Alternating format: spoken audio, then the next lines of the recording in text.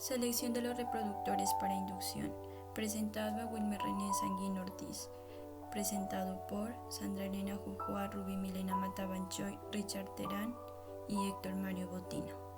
Universidad de Nariño, Facultad de Ciencias Pecuarias, Departamento de Recursos Hidrobiológicos, Ingeniería en Producción Acuícola. Sin lugar a dudas, el éxito del proceso reproductivo depende en gran medida de la adecuada selección de los individuos que serán sometidos a inducción. Sin embargo, en la mayoría de los casos, las metodologías utilizadas no son 100% confiables, dependiendo en muchas ocasiones de la experiencia de quien realiza la práctica. De cualquier manera, al seleccionar los peces aptos para el desove, se debe procurar encontrar aquellos individuos que tengan mayor posibilidad de responder positivamente a un tratamiento de inducción hormonal, obteniendo como resultado la ovulación y la espermiación. En ese sentido se conocen básicamente dos metodologías, las cuales las vamos a describir a continuación.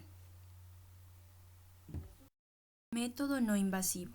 La selección de los peces para inducción a la reproducción deberá ser realizada en el propio estanque, con base a las características extragenitales presentes durante el periodo reproductivo. Dentro de dichas características, las más importantes y fáciles de observar son las siguientes. Los machos maduros, al hacer una leve presión en el abdomen, dejan fluir su líquido espermático, el cual debe ser de aspecto blanco, lechoso y de considerable viscosidad. No obstante, existen especies en las que por la conformación de las gónadas es literalmente imposible obtener semen al presionar el abdomen, dificultando enormemente el proceso de selección de machos. Durante el periodo reproductivo, algunas especies presentan dimorfismo sexual, como es en el salmón de río, la cual presenta una marca rugosa en la aleta anal.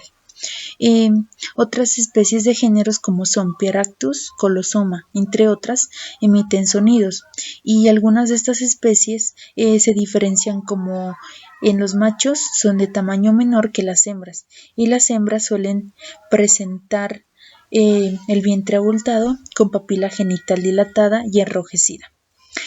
Una de las recomendaciones que se debe tener en cuenta para el proceso de inducción es que los animales no hayan recibido alimento por lo menos 2 días. Esto se hace con el fin de que al momento de hacer el proceso de inducción no sea confundido con el alimento no consumido.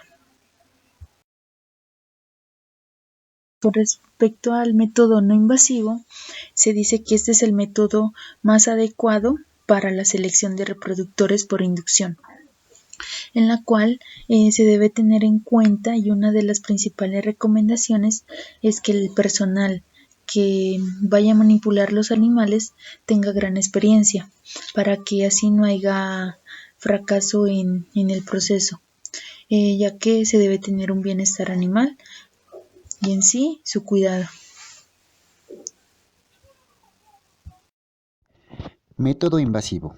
El éxito de la inducción depende de la correcta evaluación del estado de maduración gonadal de los peces. Por eso, una forma bastante recomendada desde que se conozca la biología de la especie es el uso de la canulación o biopsia ovárica.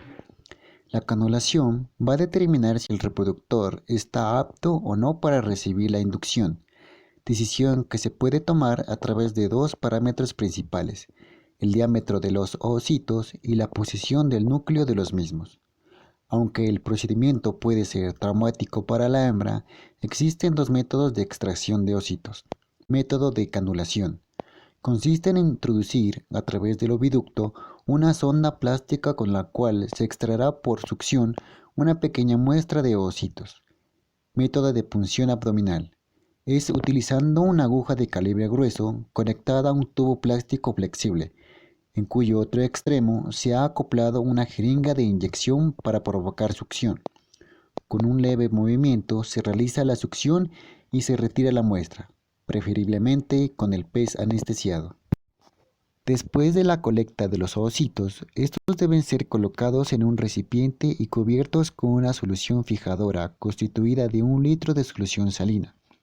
Posteriormente, los ovocitos pueden ser depositados en una caja Petri y una vez retirada la solución fijadora, se debe proceder a adicionar una solución aclaradora. en la cual se dejan aclarar para verificar la posición del núcleo, que es un indicador del grado de maduración de los ovocitos. Si la mayoría de los ovocitos presentan núcleos en migración y o periféricos, el individuo es apto para ser inducido de manera aguda, mientras que si la mayoría de los mismos presentan núcleo central, es indicativo de que el individuo aún no ha alcanzado el punto óptimo para la inducción, razón por la cual se deberá esperar un tiempo o proceder a realizar una inducción de tipo crónico. En caso de hembras cuyos ovocitos no presenten núcleo y o la forma de los ocitos sea regular, se estará frente a un caso de inicio de la regresión de la gónada, es decir, que dicho individuo ya pasó su fase de maduración y solamente será apto en el próximo periodo reproductivo. Recientemente se ha venido utilizando otro método de selección de reproductores, basado en el factor de condición relativo de los individuos, el cual disminuye la manipulación excesiva de los individuos, mejorando el bienestar de los mismos.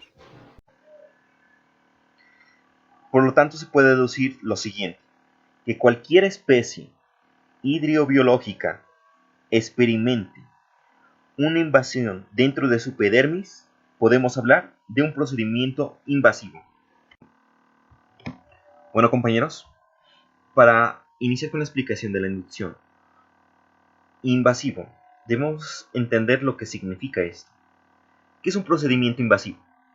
Prácticamente es aquel en el cual el cuerpo es invadido o penetrado con una aguja, una sonda, un dispositivo o un endoscopio. En los siguientes pasos podemos observar cómo los peces son anestesiados con fenoxietanol, con lo cual se logra una fácil manipulación. Una vez anestesiados a las hembras, se introduce una cónula de polietileno de 1,52 milímetros de diámetro externo y 0,86 milímetros de diámetro interno, lo cual penetró entre 10 y 10 centímetros por el oviducto. Se hace una suave succión con la boca para extraer la biopsia gonadal. En la siguiente fotografía pueden observar el tipo de núcleo con respecto a las fases de desarrollo de los ovocitos. En el primero podemos hablar de una ogonía. ¿Qué quiere decir una ogonía? Que es cuando una célula germinal representa su primer estado evolutivo. Y en esta segunda fotografía observan como ya no se habla de una ogonía, sino de un ovocito primario y un ovocito secundario. En esta última fase se observa cómo los ovocitos llegan a una gran maduración y se logra observar un núcleo más desarrollado. Por lo tanto, ya puede ser óptimos para procesos de inducción en la reproducción.